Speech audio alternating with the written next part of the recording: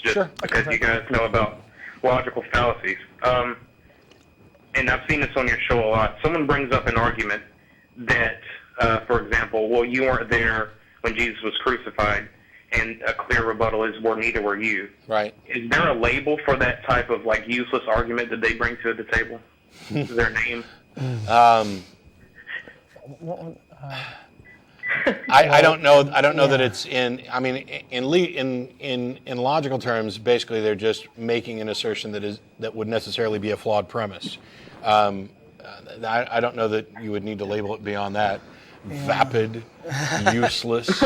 Well, wouldn't it just be sort of like assuming the truth of your conclusion? It's a begging the question is one where you. Well, it may not necessarily be circular at all. Yeah.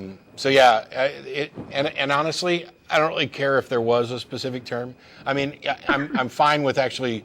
And one of the things I'd like to change, because I've been doing this for 5 years or so, is that, and somebody brought this up in an email, and thank you for doing that, is that occasionally somebody will call in and we'll just say, oh, well, that's, circular reasoning, or that's an argument from ignorance, and just identify the fallacy without actually explaining what we're talking about.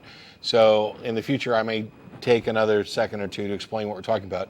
And it's a good time to point out that when we talk about an argument from ignorance, we're not saying that somebody's stupid.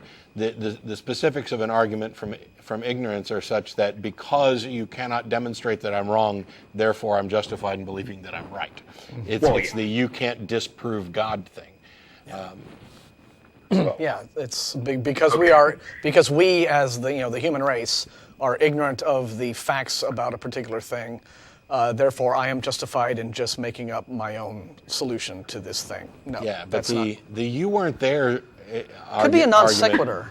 It's yes. Yeah, because it's got nothing to your presence at a thing. It has nothing to do with whether or not the thing actually happened or not. It won't be a non sequitur because that would apply to conclusion. But now I'm nitpicking. All right. Well, but it's a flawed premise to say you weren't there, therefore you can't say anything about it.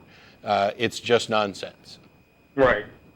Well, that's the only questions I have, because I generally agree with pretty much everything you guys say. So then you're generally right. We like you. Yeah. Well, thanks, and I'll try to give you guys a call again if I get another topic to talk about. All right, great. Take care. Thanks a lot, Hunter. Thanks.